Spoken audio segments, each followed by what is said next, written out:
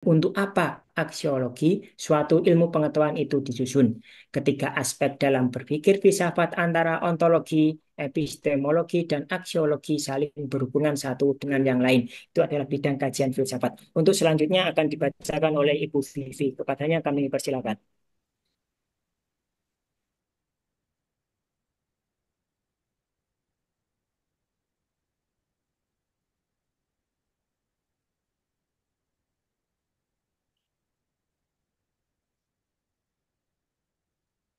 Monggo Bu Vivi Fitroh untuk masih belum terdengar suaranya. Maaf, maaf. Nggih, saya akan melanjutkan presentasi yaitu antologi. Menurut istilah antologi adalah ilmu hakikat yang menyelidiki alam nyata ini dan bagaimana keadaan yang sebenarnya. Objek telaah ontologi adalah yang ada tidak terikat pada satu perwujudan tertentu. Ontologi membahas tentang yang ada secara universal, yaitu berusaha mencari inti yang dimuat setiap kenyataan yang meliputi segala realitas dalam semua bentuknya. Ditinjau dari segi ontologi, ilmu membatasi diri pada kajian yang bersifat empiris. Objek penelaah ilmu mencakup seluruh aspek kehidupan yang dapat diuji oleh panca indera manusia. Secara sederhana, dapat dikatakan bahwa hal-hal yang sudah berada di luar jangkauan manusia tidak dibahas oleh ilmu karena tidak dapat dibuktikan secara metodologis dan empiris. Sedangkan ilmu itu mempunyai ciri tersendiri, yakni berorientasi pada dunia empiris.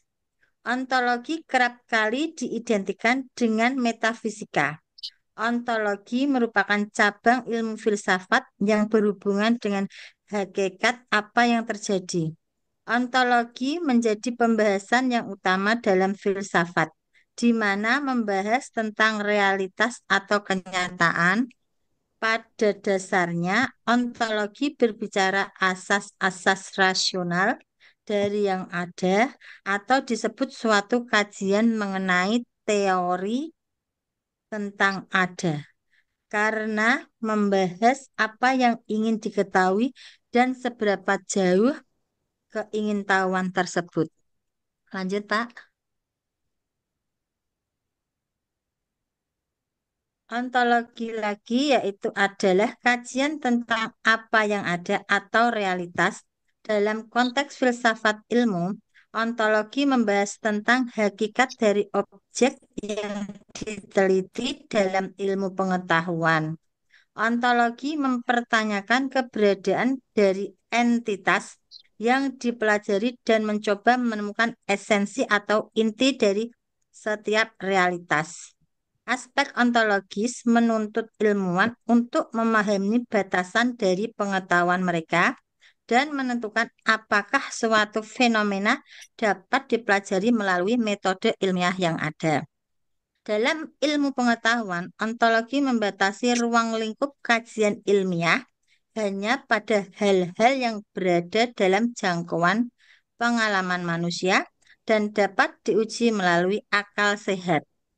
Oleh karena itu, ontologi memainkan peran penting dalam mengarahkan ilmu untuk memfokuskan kajiannya pada fenomena yang dapat diobservasi dan diukur. Lanjut, Pak.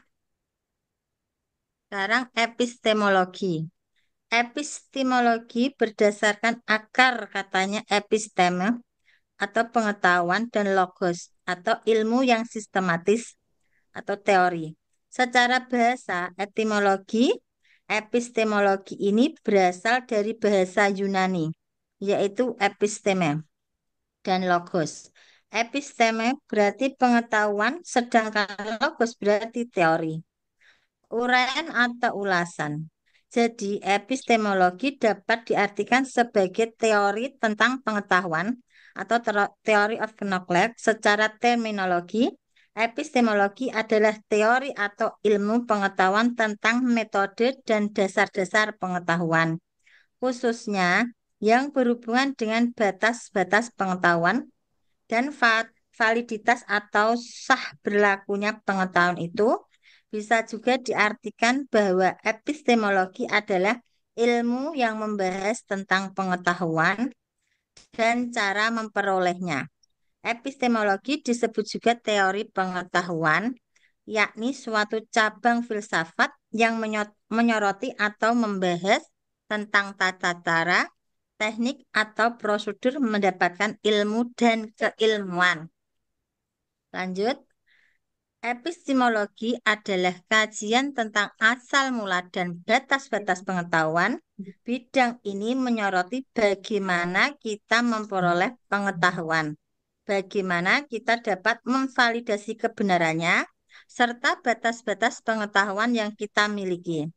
Epistemologi mempelajari asumsi-asumsi yang mendasari suatu pengetahuan dan berusaha menemukan cara untuk memverifikasi atau menolak klaim-klaim.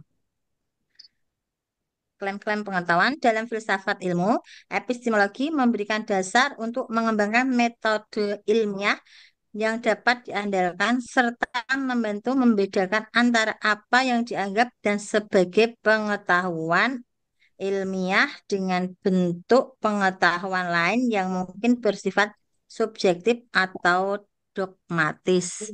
Monggo sakit dilanjutkan Bu Yunita. Terima kasih. Oke, terima kasih Bu Vivi.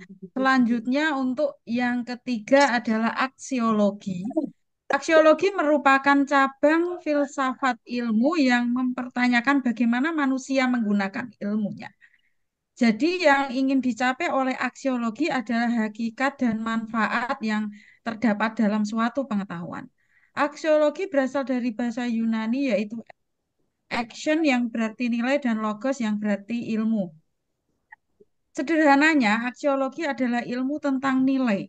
Aksiologi dasarnya berbicara tentang hubungan ilmu dengan nilai. Apakah ilmu bebas nilai dan apakah ilmu terikat nilai?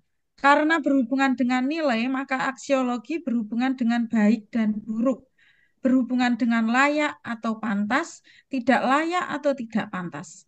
Ketika para ilmuwan dulu ingin membentuk suatu jenis ilmu pengetahuan, maka sebenarnya dia harus atau telah melakukan uji aksiologis.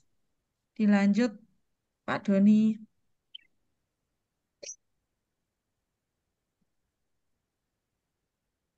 Slide selanjutnya, Pak Doni.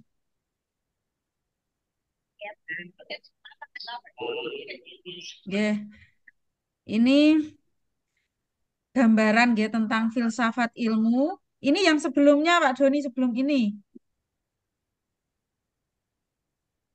Yang ini. Nah, ya. Aksiologi dalam filsafat ilmu mengkaji tentang nilai-nilai yang terkandung dalam ilmu pengetahuan, termasuk nilai etika dan moral yang harus dijunjung oleh ilmuwan. Ilmu pengetahuan tidak hanya harus menghasilkan kebenaran, tetapi juga harus mempertimbangkan dampak etis dari hasil penemuan atau aplikasi pengetahuan tersebut. Aksiologi menuntut agar ilmu pengetahuan digunakan untuk kebaikan, bukan untuk merusak, dan agar peneliti bertanggung jawab atas dampak dari temuan mereka terhadap masyarakat dan lingkungan. Dengan demikian, aksiologi mengaitkan ilmu pengetahuan dengan tanggung jawab sosial dan moral. Berpijak pada landasan aksiologi, suatu pertanyaan ilmiah dapat dianggap benar bila pertanyaan ilmiah tersebut mengandung unsur aksiologi di dalamnya, yaitu adanya nilai manfaat bagi kehidupan manusia. Selanjutnya, Pak Doni. Iya. Nah, ini gambarannya seperti ini. Jadi filsafat ilmu ini ada 3 bagian, yaitu ontologi, epistemologi, dan aksiologi. Yang ontologi itu intinya membahas tentang apa yang ingin kita ketahui, seberapa jauh kita ingin tahu, dan mempelajari tentang ada realita di dunia ini seperti apa. Maksud dari ada itu seperti itu ya, berkaitan dengan realita. Dan epistemologi itu membahas bagaimana cara kita mendapatkan pengetahuan tentang objek tertentu. Kata kuncinya bagaimana kita mendapatkannya dan mempelajari teori tentang pengetahuan atau teori pengetahuan. Yang ketiga, aksiologi membahas nilai, kegunaan, manfaat dari ilmu pengetahuan tersebut dan mempelajari teori tentang nilai. Nilai tadi baik buruknya, layak tidaknya, seperti itu ya. Jadi ini tadi pembahasan kami, presentasi kami nanti untuk kesimpulan pada akhir kelompok kami ber, apa, berdiskusi dengan Bapak Ibu semua. Terima kasih. Dilanjutkan Pak Doni. Ye, terima kasih kepada Ibu Yunita, Pak Basuki, dan Ibu Vivi yang telah membacakan materi. Di sini materi sudah kami bacakan. Sekarang kami akan membuka diskusi atau tanya jawab. Kami memberikan kesempatan 2 kali kesempatan, di mana pada kesempatan pertama nanti itu adalah 3 penanya, dan di mana di masing-masing penanya nanti itu adalah 1 pertanyaan. Di kesempatan kedua nanti ada 2 penanya, kemudian setiap penanyanya juga 1 pertanyaan. Jadi tidak ada 1 penanya terus langsung 3 pertanyaan. Lagi, monggo silakan Bapak Ibu yang akan bertanya, kemudian pertanyaannya nanti akan ditulis dan dirangkum oleh Bu Vivi dan Bu Damayanti.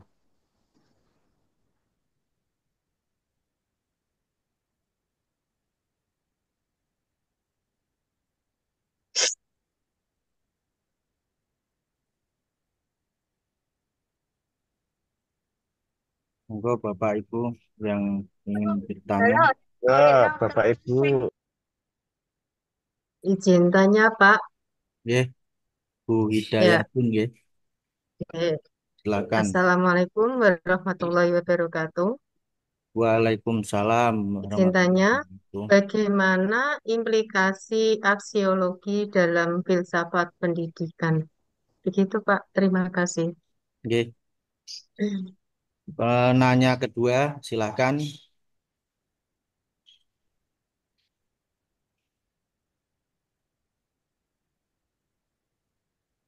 Monggo Bapak Ibu. Uniswatun Fitriah, monggo. Terima kasih atas kesempatannya. Yang saya tanyakan adalah tadi kan ada 3 cabang filsafat ilmu itu nggih Pak, ontologi, Nggih, epistemologi, dan aksiologi. Terus bagaimana hubungan ketiga hal tersebut dalam dunia pendidikan? Maksudnya ketiga-tiganya itu hubungannya seperti apa jika di dalam dunia pendidikan? Ketiga-tiganya. Seperti itu nggih. Pak. Makasih. Nggih. Penanya ketiga, silakan. Saya Pak Sinten nggih. Bu Penny. Nggih, Bu, monggo. Nama ibunya lupa. Silakan. Ya, terkait dengan kurikulum Merdeka, Pak. Tadi dari bahasan kelompok Pak Doni CS itu ada prinsip ontologi, epistemologi, dan aksiologi. Nggih, Ini yang ingin saya tanyakan adalah terkait dengan kurikulum Merdeka, bagaimana implementasi dari prinsip-prinsip ontologi, hakikat dari sesuatu yang ada, terkait atau dalam pendekatan pembelajarannya. Atau bagaimana kurikulum Merdeka mengimplementasikan prinsip-prinsip ontologi dalam pendekatan pembelajarannya. nggih. Sampun nggih, Pak. Nggih, berarti sudah ada 3 penanya dan 3 pertanyaan. Dibatasi. Silakan Bu Yunita atau Bu Vivi atau Pak Aris Basuki untuk menjawab 3 pertanyaan tersebut. Saya akan menjawab yang Bu Nur Hidayah Rian nggih, nomor 1. Bagaimana implikasi aksiologi dalam pendidikan nggih. Jadi aksiologi itu kita menguji dan mengintegrasikan nilai tersebut dalam kehidupan sehari-hari dan membiasakan kepada peserta didik. Jadi di situ aksiologi itu tentang prinsip benar salah, baik buruk atau jahat atau tidak. Hal-hal seperti itu jadi anak itu kita ajak untuk berpikir mana yang baik, mana yang tidak, benar salah, apa yang harus dilakukan, apa yang harus dijauhi, seperti itu. Jadi aksiologi itu tadi tentang manfaat ya, manfaat dari ilmu. Apa sih gunanya, manfaatnya ilmu itu seperti apa? Kita beri edukasi ke anak.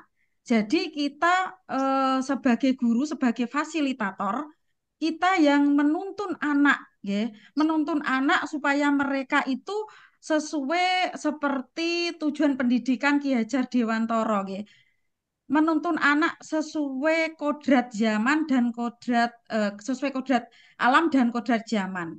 Menuntun mereka agar mereka memperoleh kebahagiaan dan keselamatan setinggi-tingginya. Jadi dalam implementasi aksiologi itu inti sarinya adalah kebermanfaatan ilmu tersebut sehingga anak bisa memilih mana hal baik, mana hal buruk, mana yang dilakukan, mana yang dihindari. Seperti itu, Bu. Terima kasih. Yang nomor satu. Yang nomor, atau mungkin teman-teman kelompok dua ada yang mau Ya, menambahi? iya, Ya, saya akan menanggapi ya Bu Yunita untuk pertanyaan dari Bu Niswatun tadi. Tiga cabang ilmu. Bagaimana hubungan ketiga tersebut dalam dunia pendidikan? Semoga nanti jawaban saya bisa memuaskan, ya. Dari epistemologi adalah ilmu yang membahas tentang teori tadi, kira.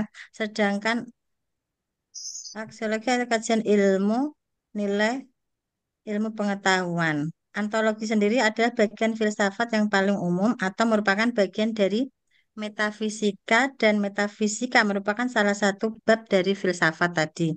Lah, itu tadi bagaimana hubungannya di dunia pendidikan? Antologi pendidikan itu mengupas tentang hakikat pendidikan. Epistemologi pendidikan membahas tentang asal-usul atau sumber pendidikan. Membahas tentang sumber pendidikan tadi yaitu metode membangun pendidikan, unsur-unsur pendidikan, sasaran pendidikan, dan sebagainya. Sedangkan aksiologinya pendidikan mengkaji tentang nilai guna dari pendidikan. Jadi itu di dalam dunia pendidikan sangat erat nggih hubungannya seperti itu. Terima kasih. Ya, mungkin saya akan menambahkan juga yang nomor dua, hubungan ketiga itu, ya. Jadi kesimpulannya, filsafat pendidikan yang berkaitan dengan ontologi, epistemologi, dan aksiologi itu memberikan kerangka yang kuat untuk anak-anak di dunia pendidikan untuk memahami tentang pendidikan itu seperti apa, mulai apa mereka diajarkan untuk realita di dunia itu seperti apa di ontologi, memahami tentang ada apa yang ada di dunia ini. Kemudian yang epistemologi anak-anak diajak untuk membahas bagaimana kita memperoleh ilmu pengetahuan itu dari mana, bagaimana caranya, teorinya seperti apa, bagaimana kita mempelajarinya, dan yang ketiga, aksiologi itu manfaatnya bisa digunakan untuk anak-anak kita memberikan pembelajaran bermakna di aksiologi sehingga kita bisa eh, memberikan pemahaman ke anak bagaimana hidup seperti apa, bagaimana hal baik dan hal buruk, bagaimana kita melangkah ke depan seperti apa. Jadi ketiganya itu sangat berkaitan di dunia pendidikan antara ontologi, epistemologi, dan aksiologi. Jadi menguatkan pemahaman anak-anak. Ketiganya itu merupakan kerangka kuat yang harus dipahamkan ke anak. Kita memberikan edukasi ke anak tentang tiga hal itu adalah hal yang penting dan yang utama dalam dunia pendidikan yang berhubungan dengan filsafat ilmu. Begitu, terima kasih. Mungkin teman ada Oh, yang bisa menambahi untuk nomor ditambahkan, dua? Bu. Untuk contohnya epistemologi di pendidikan yaitu misalkan seorang guru yang sedang memberikan materi pembelajaran dengan benar pada murid-murid. Itu misalkan contohnya. Kalau contohnya lagi aksiologi pendidikan itu misalkan lukisan memiliki nilai estetika yang tinggi. Nah, misal mau gambar atau eh, apa tuh memberikan gambaran tentang lukisan-lukisan yang harganya mahal, misalkan seperti itu.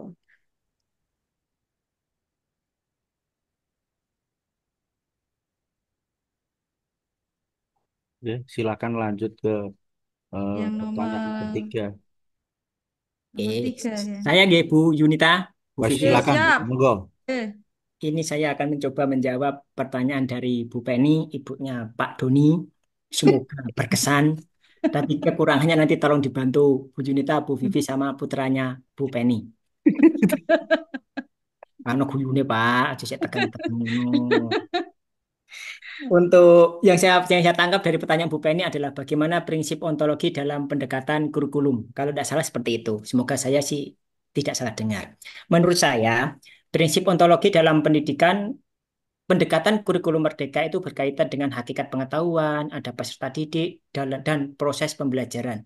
Karena di dalam kurikulum kurmer tersebut itu berusaha untuk memberikan fleksibilitas dan otonomi yang besar kepada sekolah, kepada guru untuk merancang pembelajaran yang bermakna bagi peserta didik.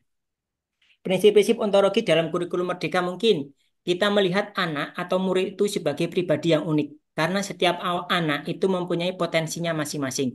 Ada yang pandai dalam bidang ilmu matematika, tapi ada juga anak yang pandai dalam bidang seni ataupun dalam bidang olahraga. Belum tentu semua anak itu menguasai semua mata pembelajaran, tapi semua anak pasti mempunyai keunikannya masing-masing.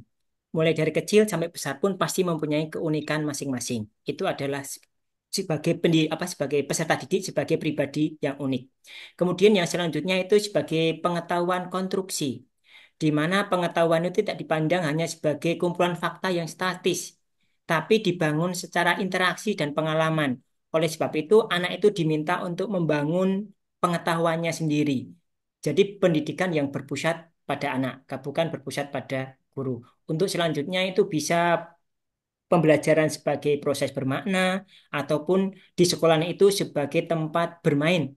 Tapi di dalam situ bermainnya bukan bermain-bermain seperti di rumah, tapi bermain sambil belajar atau belajar sambil bermain. Bagaimana siswa, guru, orang tua itu secara kolaboratif dan aktif sehingga bisa memberikan pembelajaran yang bermakna. Karena di dalam implementasi prinsip ontologi dalam kurikulum merdeka itu yang pertama itu fleksibilitas, di mana metode pengajaran, penilaian, materi itu disesuaikan dengan karakter masing-masing. Anak yang ada di lingkungan pantai itu akan berbeda dengan anak yang ada di lingkungan pegunungan karena karakternya berbeda. Kita menggunakan media ataupun ada apa barang yang ada di sekitar pun akan berbeda. Tapi garam di lautan dan asam di garam di lautan, asam di gunung itu bisa ketemu di kuali. Itulah pendidikan. Berarti kita sebagai guru, kita sebagai dalang, berarti kita harus bisa membuat pembelajaran itu ontologi dalam kurikulum merdeka itu bisa bermakna. Kemudian di situ kita juga bisa pengembangan profil pelajar Pancasila, di mana anak-anak itu bisa mengimplementasikan profil pelajaran Pancasila dan pembelajaran yang berpusat pada murid atau pada anak. Karena di dalam penguatan profil pelajar Pancasila dalam prinsip ontologi itu sangat bermakna. Karena anak bisa mempraktekkan di sekolahannya sehingga bisa menghasilkan proyek yang anak itu bisa berkesan. Jadi menurut saya prinsip ontologi dalam kurikulum merdeka itu memberikan landasan filosofis yang kuat untuk membangun sistem pendidikan yang relevan, fleksibel, dan berpusat pada murid atau pada peserta didik. Kurang lebihnya seperti itu. Mohon Bu Penny, kalau kurang lengkap nanti bisa bertanya sama Bu Junita, Bu Vivi maupun putranya Pak Doni. Terima kasih. Oke. Setelah ini kami akan membuka kesempatan yang kedua. Di kesempatan yang kedua ini kami membuka dua penanya, masing-masing penanya satu pertanyaan. Monggo Bapak Ibu semuanya, silakan. Oh, Mbak Putri. Iya, Pak, mohon izin masuk nih. Oke. Eh, terkait jawaban dari Pak Aris Basuki tadi masih ada sambungannya. Oh, silakan tambahi. Jadi di sini kan pada bagian itu kita bisa lihat bahwa ontologi itu membahas tentang apa yang ingin kita ketahui, Pak. Hmm. Atau jika manusia itu dianggap sebagai makhluk yang memiliki keinginan alami untuk memiliki rasa ingin tahu atau curiosity gitu.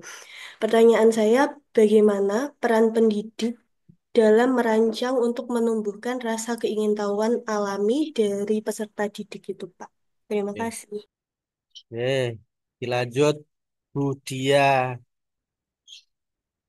Budia, Baik, apa terima kabar kasih Pak Budia? Doni. Nah, dari ketiga prinsip yang sudah dijelaskan oleh kelompok 2 tadi, ada Oke. prinsip ontologi, kemudian epistemologi, dan Hmm. aksiologi. Saya tertarik dengan prinsip yang aksiologi, Bapak. Nah, pertanyaan saya, Hmm. jelaskan peran aksiologi dalam perkembangan etika profesi. Terima kasih. Oke. Sehat Ibu? Alhamdulillah, Pak. Oke. Oke, Bu Yunita, dua pertanyaan. Silakan dijawab atau Bu Vivi, Pak Aris. Ya, saya berusaha jawab dulu ya nanti untuk teman-teman bisa menambahkan. Untuk yang Oke. pertama itu bagaimana peran pendidik untuk merangsang pengetahuan anak, keingintahuan anak secara alami begitu, Ge? Ya, Ge. Bu. Oke. Jadi inilah peran guru yang utama di era digital seperti ini, Ge. Guru harus punya ide-ide kreatif. Ide-ide kreatif yang bisa merangsang anak untuk ingin tahu. Jadi rasa ingin tahu itu muncul jika pembelajaran itu seperti Pak Aris Basuki tadi mengatakan bermakna, bermakna dan menyenangkan. Jika pembelajaran yang kita rancang, yang kita berikan ke anak-anak itu pembelajaran yang menyenangkan, yang membuat mereka antusias, termotivasi untuk belajar, itu bisa otomatis merangsang mereka untuk ingin tahu lebih dan ingin tahu lebih. Jadi dengan ilmu yang dimiliki oleh seorang guru, ilmu itu seperti Pak Aris juga berkata tadi fleksibel, ya. Jadi ilmu itu universal, sesuai kodrat alam dan kodrat zamannya seperti apa. Jadi intinya kalau menurut saya berkaitan dengan ontologi ini, sebagai seorang pendidik, yang pertama adalah kreatif, inovatif dalam memberikan pembelajaran kepada anak yang berkaitan dengan zamannya seperti apa. Misalnya saat ini adalah era digital, ya. Jadi yang berkaitan dengan digital mungkin bisa membuat anak itu terangsang untuk lebih ingin tahu seperti apa. Seperti misalnya pada perkuliahan kita nanti seperti Scratch itu ya. Jadi kalau anak diajari seperti itu, nanti akan muncul rasa ingin tahu, oh ini melompatnya bagaimana, ini jalannya bagaimana. Jadi dengan kreativitas guru. Jadi faktor utama yang menentukan anak, bagaimana anak itu bisa berhasil di dunia pendidikan itu garda terdepan adalah guru. Guru yang punya kendali, ya. Selain orang tua juga membantu, yang utama di sekolah yang memegang kendali adalah guru. Bagaimana kita menjadi guru yang kreatif, inovatif. Tentu saja yang tidak lepas adalah menyenangkan dan memberikan pembelajaran yang bermakna. Bermakna tidak hanya kata-kata, tapi bagaimana pembelajaran itu akan dibawa mereka ke masa depan seperti apa nanti diimplementasikan bagi mereka di kehidupan sehari-hari. Jadi inti bermakna seperti itu. Jadi seperti itu, Mbak Putri. Dan yang kedua itu peran aksiologi dalam profesi, begitu nggih, Bu? Yang berkaitan dengan profesi kita, ngoten nggih? Nggih, Apakah seperti itu? nggih, seperti itu. Betul? Oh, nggih. Jadi di situ tadi aksiologi itu adalah manfaat dari ilmu. Yang kaitannya seperti kami jelaskan tadi pada slide presentasi, bagaimana manfaatnya, tentang nilai-nilai yang kita pegang teguh, bagaimana baik dan buruk, bagaimana kita bisa membedakan apa yang harus kita lakukan dan apa yang harus kita hindari.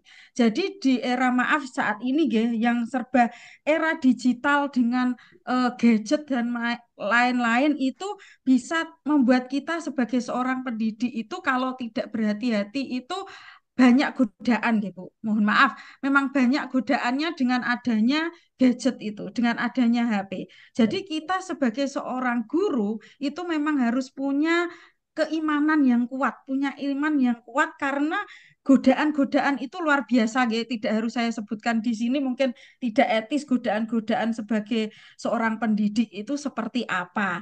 Jadi dengan adanya aksiologi tentang kita belajar tentang hakikat ilmu, bagaimana kita memanfaatkan ilmu yang kita miliki, akhirnya kita bisa mengetahui baik dan buruk manfaatnya dan tidak manfaat itu apa, manfaatnya dipakai, kalau yang tidak pakai, yang tidak bermanfaat tidak dipakai, maksudnya seperti itu.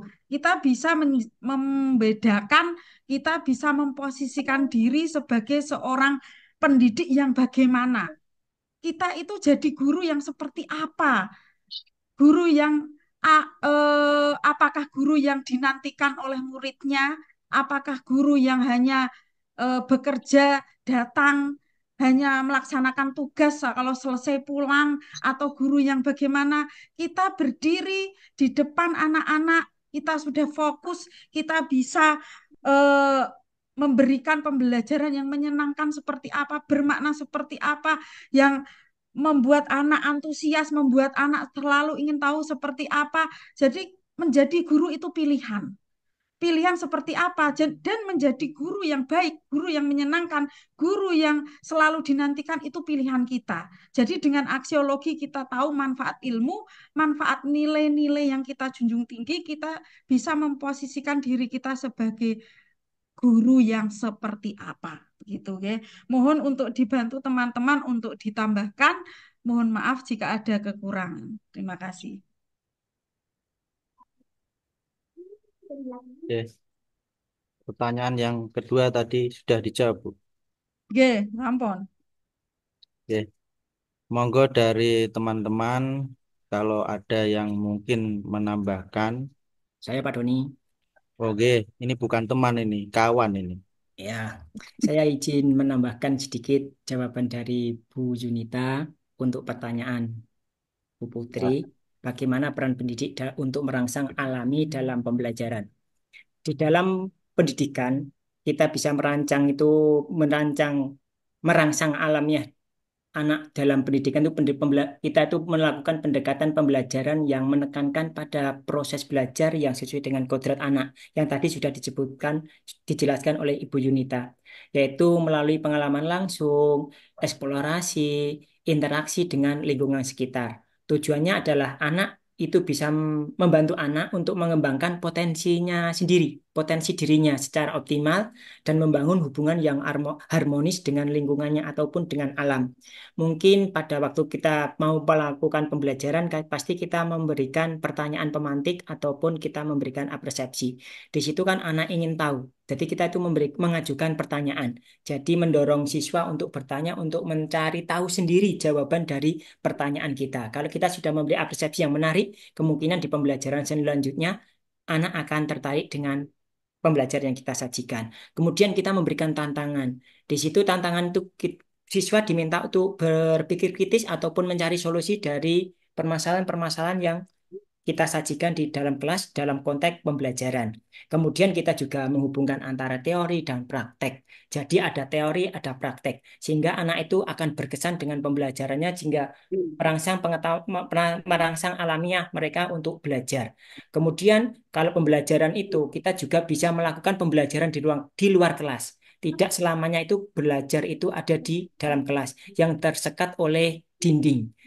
Kadang-kadang kita di luar kelas, kadang-kadang kita di dalam kelas. Kalau zaman sekarang kalau tidak salah kan ada outing kelas. Tapi kalau outing kelas kan membutuhkan biaya. Tapi kalau kita hanya di luar kelas, mungkin hanya menghitung apa, mungkin daun ataupun apapun situ yang ada di luar, mungkin anak sudah akan memberikan dampak yang positif.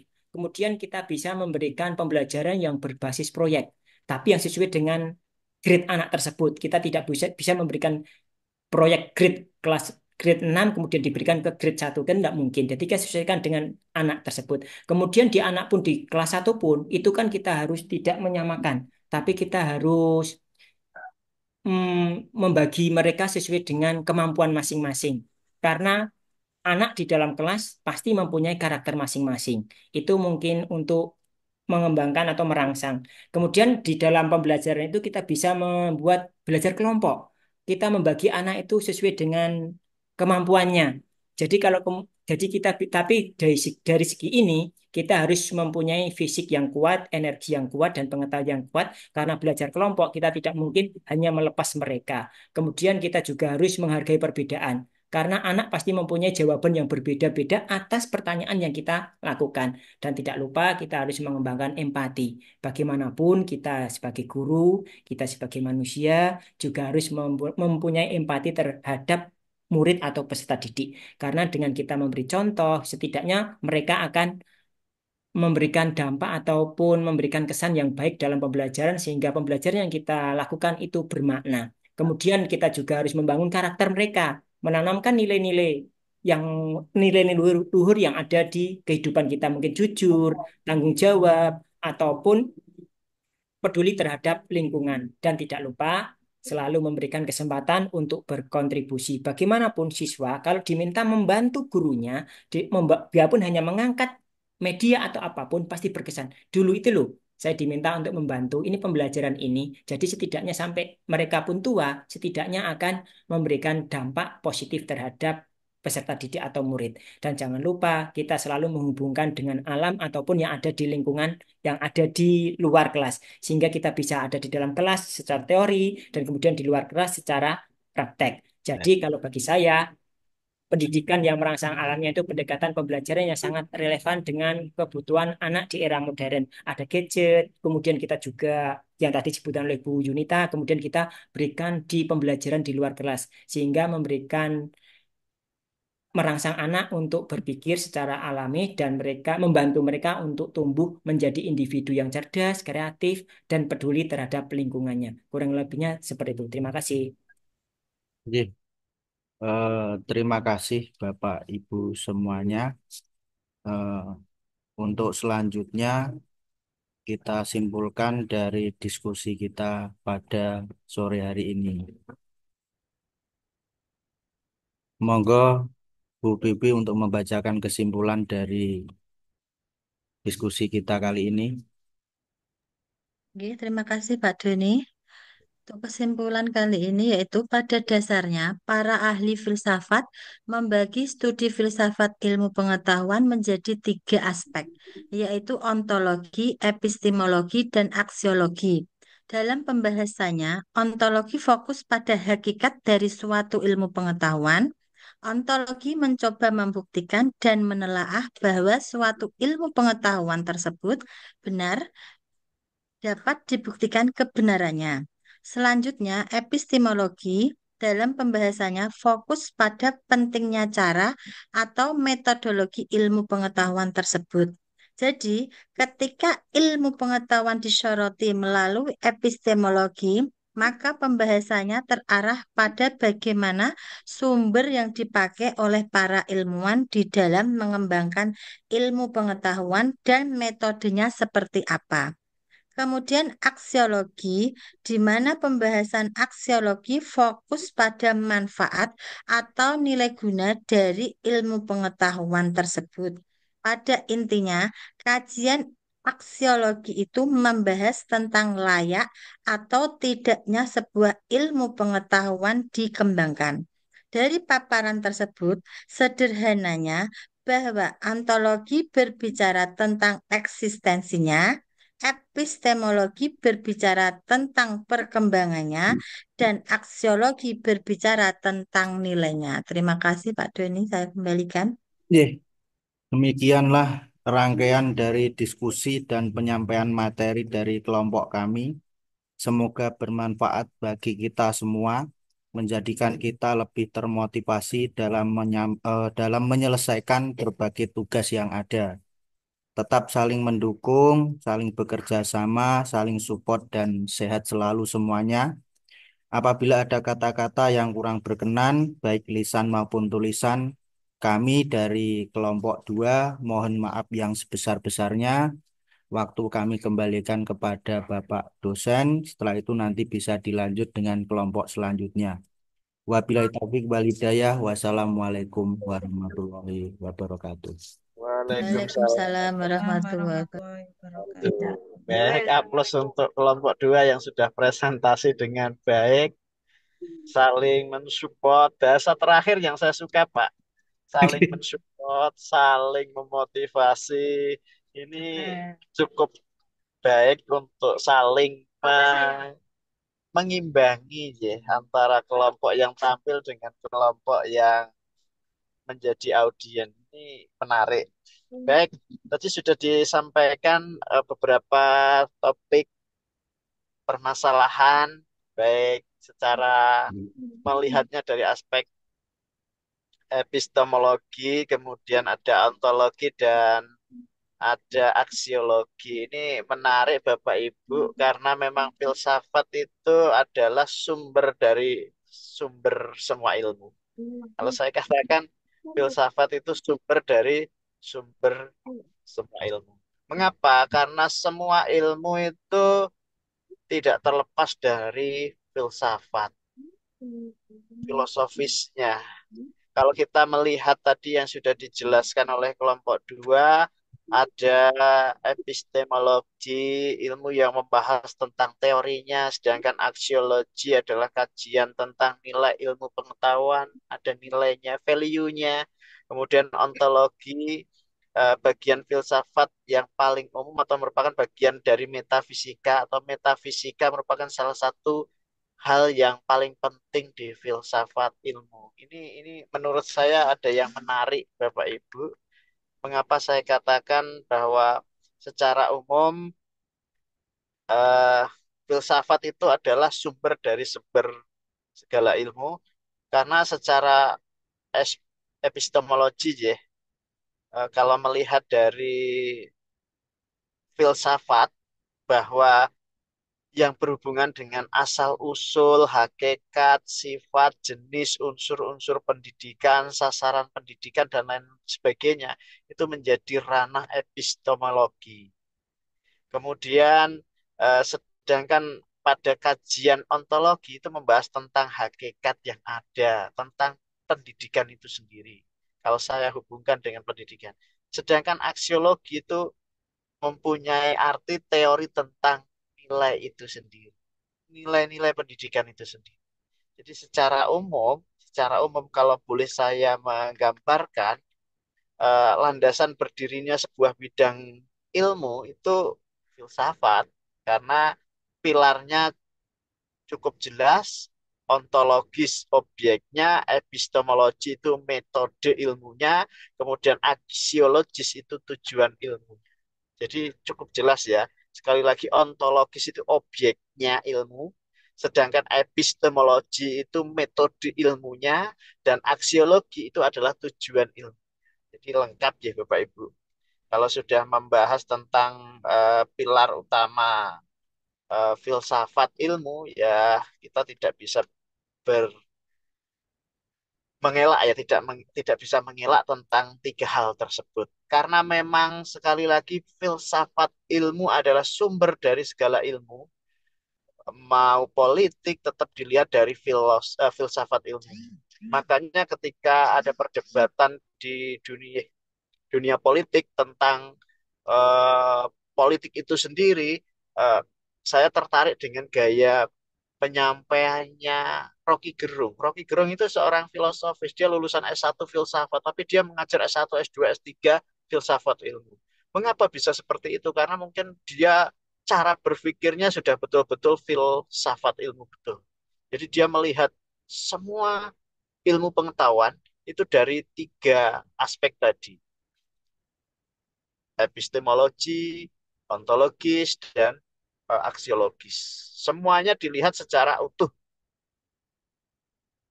ranah-ranahnya jelas, ketika berbicara juga logis. Logis ini yang menjadi ciri sebuah ilmu itu harus masuk akal logik, dan orang filsafat itu selalu menggunakan kelogikan itu sebagai bentuk syarat sebuah ilmu dikatakan ilmu. Kalau saya boleh mengatakan dalam filsafat itu ada tiga cara berpikir berpikir filosofis ya. Yang pertama berpikir awam. Orang awam itu biasanya kan berpikir A-nya awam ya. Kalau berbicara berpikir awam, maka saya mengatakan begini, berpikir awam itu berpikir yang dilakukan orang kebanyakan tanpa menggunakan kerangka teori atau ilmu tertentu. Jadi berpikir awam itu berpikir yang paling sederhana tanpa konsep teoritis. Dia berpikir hanya berdasarkan apa ya, feeling dia saja. Itu tiga cara berpikir filosofis. Yang pertama awam, berpikir awam. Yang kedua itu adalah berpikir ilmiah. Ini yang paling banyak diikuti oleh banyak orang. Berpikir ilmiah yaitu berpikir secara keilmuan. Dia tidak akan berbicara banyak hal kalau dia tidak memahami ilmunya. Kecuali orang-orang filsafat. Karena orang-orang filsafat adalah sumber segala ilmu, maka dia berbicaranya itu selalu mengaitkan tiga aspek berpikir tadi, yaitu epistemologi, aksiologi, dan ontologis. Ketika berbicara tentang berbagai ilmu, maka dia pola berpikirnya, cara berpikirnya melihat dari tiga aspek itu. Itu berpikir awam, berpikir ilmiah. Berikutnya adalah berpikir religi.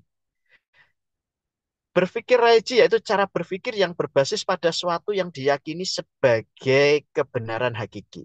Berpikir religi ini tidak terlepas dengan keyakinan, dengan kepercayaan, dengan apa ya?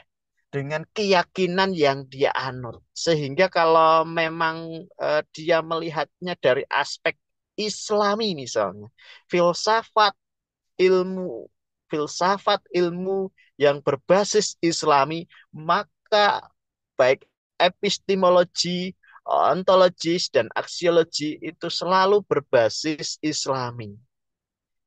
Sehingga apa yang dia katakan, apa yang dia eh, pikirkan, dan apa yang dia sampaikan itu selalu merujuk pada basis Islami yang diyakini. Itu berpikir religi. Ketiga berpikir ini yang banyak digunakan di dalam filsafat ilmu itu adalah berpikir ilmiah, berpikir secara keilmuan. Kalau dia makanya orang yang ahli bidang tertentu memang diminta berbicara sesuai dengan keahliannya. Tetapi kalau orang tidak ahli di dalam bidangnya, jangan berbicara sesuai dengan apa yang tidak dia ketahui. Karena nanti akan menjadikan sesuatu yang tidak benar, tidak logik, tidak ilmiah, tidak apa ya, tidak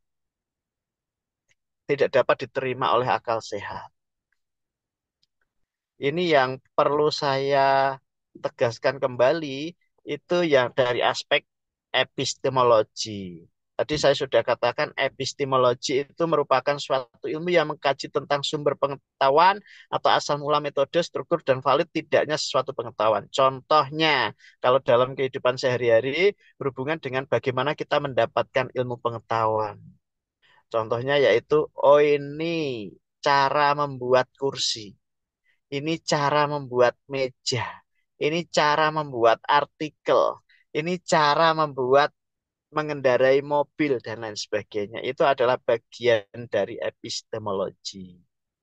Dan sekali lagi perlu saya tegaskan, epistemologi itu selalu berkaitan dengan apa? Dengan asal mula metode.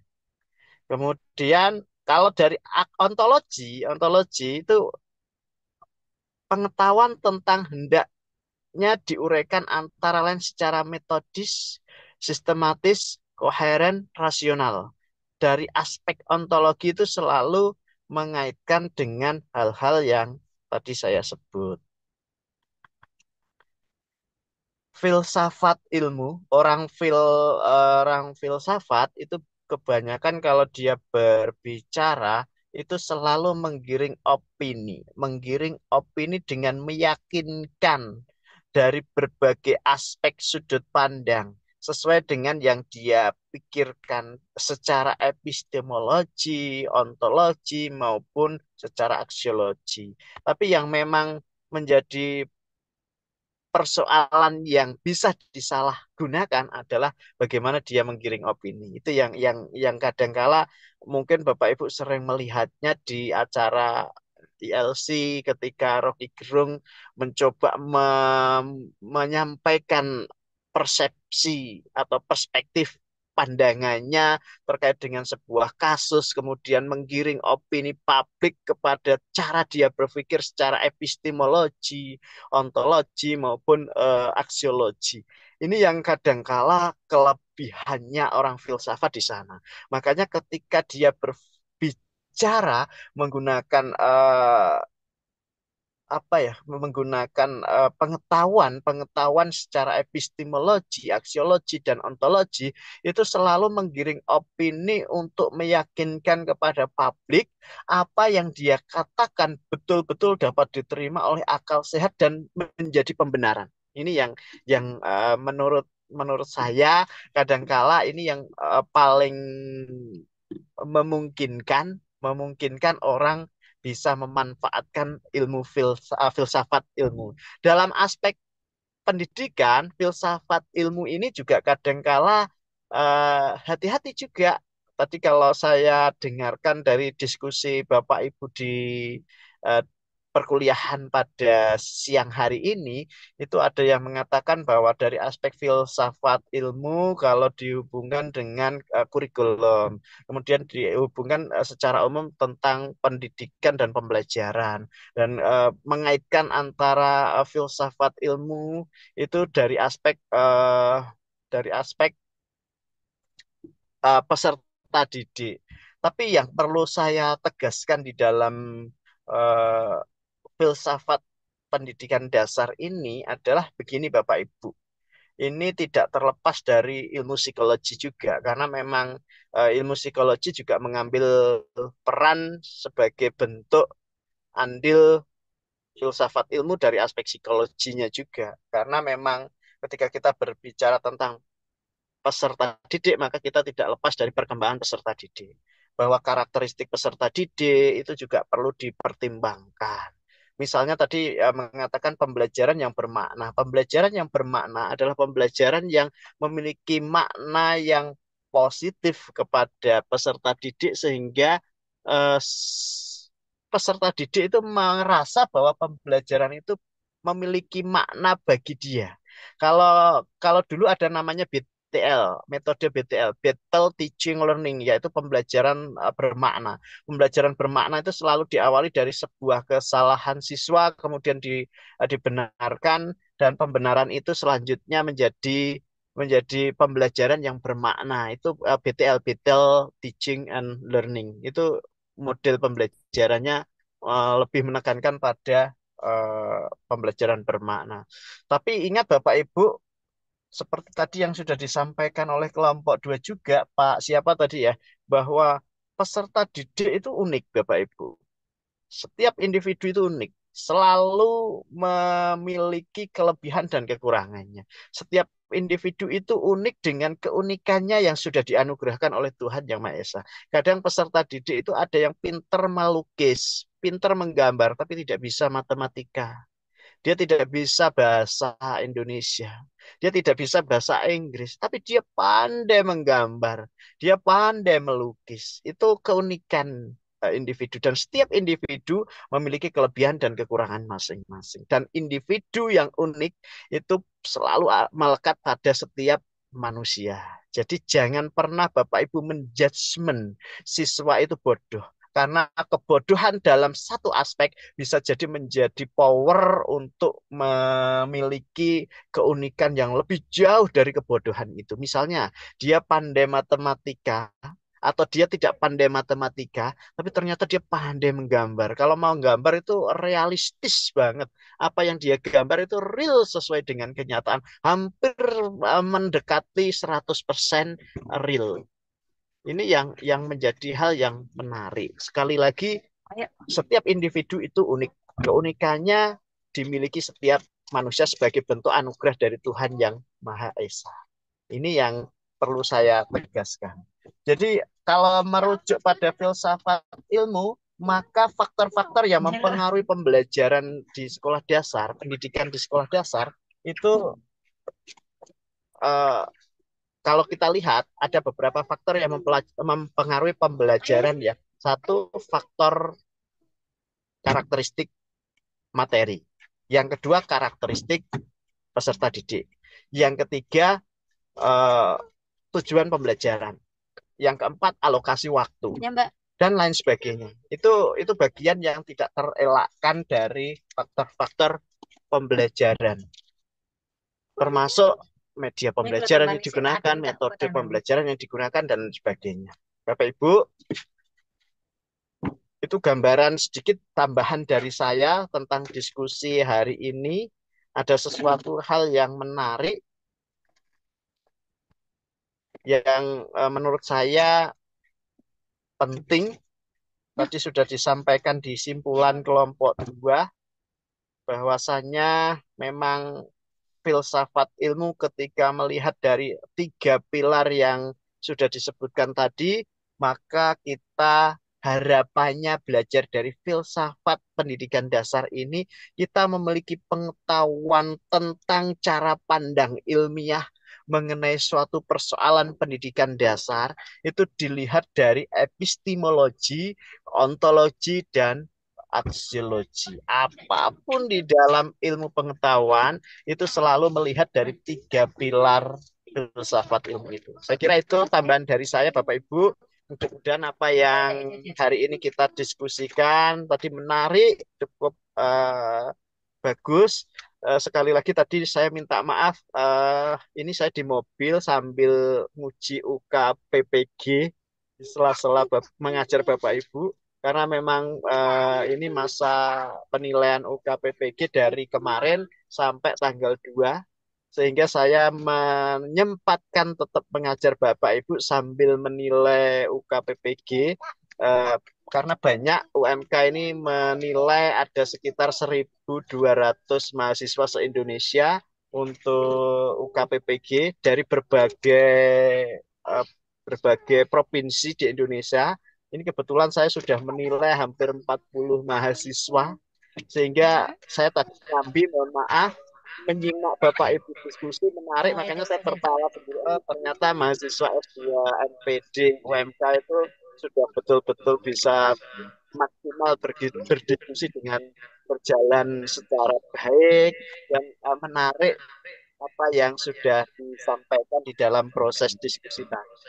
Diskusinya hangat, saling mensupport, tadi sudah disampaikan, saling mensupport, saling memaksimalkan peran masing-masing sebagai penyaji, saling memperkuat, kemudian sebagai audiens, aktif di dalam proses diskusi dan lain sebagainya. Itu hal yang menarik menurut saya. Tolong ini betul-betul bisa dipertahankan dalam perkuliahan, tidak hanya filsafat ilmu, di mata kuliah yang lain ini bisa dipertahankan. Itu bagus, artinya memang Bapak Ibu sudah dewasa secara akademik, bisa mandiri dan mengikuti proses diskusi dengan sangat hidup seperti tadi. Saya kira cukup untuk hari ini, Bapak Ibu. Saya akan melanjutkan menilai UKPPG. Semoga Bapak Ibu selalu diberikan kesehatan. Mohon maaf saya tidak pukul 15 karena deadline-nya pukul 15 saya harus sudah menilai UKPPG. Baik, terima kasih banyak Bapak Ibu. Semoga Bapak Ibu diberikan kesehatan, rezeki, Amin. Bapak Ibu selalu diberi keberkahan ilmunya. Terima kasih. Assalamualaikum warahmatullahi wabarakatuh. Waalaikumsalam warahmatullahi wabarakatuh. Terima kasih Pak Agus Darmuki. Melanjutkan UKPPG sehingga Bapak Ibu saya tinggal lebih awal ya. Iya, Ya Pak, terima kasih ya, Pak. Pak. Terima kasih, Pak. Keluar. Assalamualaikum. Waalaikumsalam. Waalaikumsalam. Waalaikumsalam warahmatullahi Hmm. wabarakatuh. Alhamdulillah. Oke, izin menyampaikan terkait tadi koordinasi dengan Bapak Profesor Azhari. Itu ternyata kita tadi tuh disuruh untuk gabung di jam 1. Kemudian saya jawab jam 1 kita ada kuliah filsafat pendidikan. Ngoten. Jadi tidak mungkin kita itu gabung dengan kelas B di jam 1. Sudah saya sampaikan nanti sesuai jadwal saja kita berada di jam 18.30 je. Iya, Pak. Ya, Pak.